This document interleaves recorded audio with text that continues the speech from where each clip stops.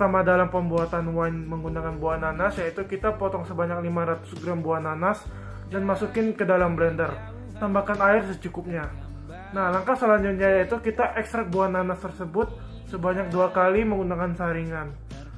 Langkah selanjutnya yaitu kita tinggal masukin ekstrak buah tersebut ke dalam wadah. Kelima, jus buah dimasukkan ke dalam panci lalu dipanaskan hingga muncul gelembung-gelembung air. Yang keenam, gula sebanyak 200-250 gram dicampurkan ke dalam ekstrak buah.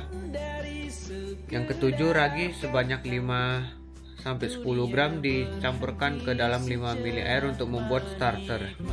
Yang kedelapan, starter ragi dimasukkan ke dalam ekstrak buah.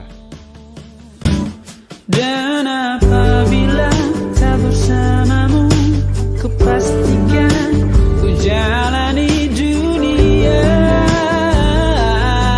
tak seindah kemarin. Sederhana, tertawamu sudah cukup lengkapi sempurnanya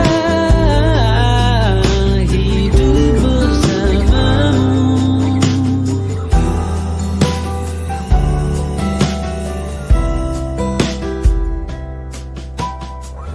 Jika hariku lalui tanpa hawamu, percuma senyumku dengan dia.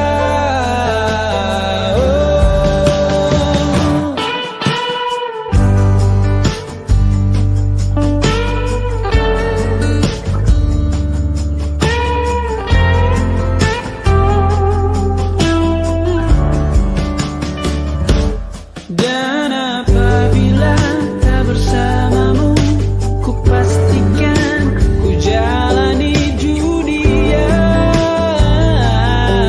tak seindah kemarin. 9. Ekstrak buah yang sudah dicampurkan dengan ragi dimasukkan ke dalam botol kaca bening.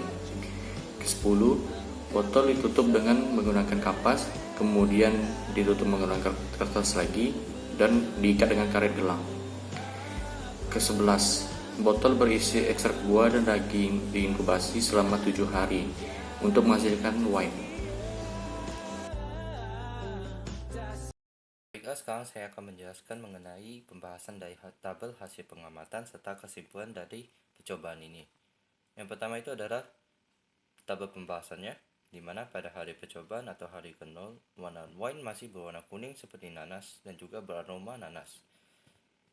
Pada hari kedua, warna wine akan berubah menjadi lebih gelap serta terlihat gelembung yang menandakan bahwa ragi sudah mulai bekerja dalam mengubah gula menjadi alkohol dan juga CO2. Pada hari keempat, mulai terlihat endapan ragi dan juga gelembung CO2 atau gas CO2 sudah mulai berkurang. Pada hari keenam, endapan ragi terlihat semakin banyak serta aroma alkohol mulai dapat terendus atau tercium oleh hidung manusia. Pada hari ketujuh atau hari terakhir pada percobaan, warna wine menjadi lebih bening namun tidak berubah secara signifikan. Saat dibuka tutup botol wine-nya, aroma alkohol dapat tercium cukup kuat dan juga terdapat sedikit aroma nanas. Saat dicicipi, terdapat rasa nanas, manis dan juga rasa dari sebuah alkohol. Selanjutnya, wine merupakan minuman beralkohol yang dibuat dengan proses fermentasi yang terbuat dari buah-buahan. Ragi merupakan kelompok mikroorganisme yang telah banyak digunakan dalam industri pangan sebagai bahan dalam pembuatan minuman beralkohol.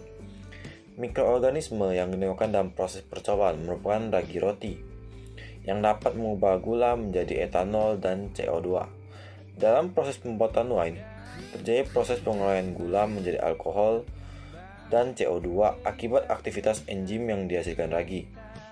Jalur yang digunakan untuk fermentasi alkohol ada respirasi anaerob. Dalam fermentasinya akan menghasilkan etanol untuk produk terakhir pada reaksi yang terjadi. Fermentasi ini menggunakan kamir atau jamur uniselular. Enzim yang berperan berupa alkohol dehidrogenase. Pada saat proses pembentukan etanol, asam pirufat akan mengalami dekarboksilasi yang menghasilkan asetaldehid yang kemudian dimanfaatkan sebagai elektron penerima elektron dari NADH yang kemudian menjadi etanol. Hasil dari fermentasi alkohol menjadi C2H5OH ditambah 2CO2 tambah 2 ATP.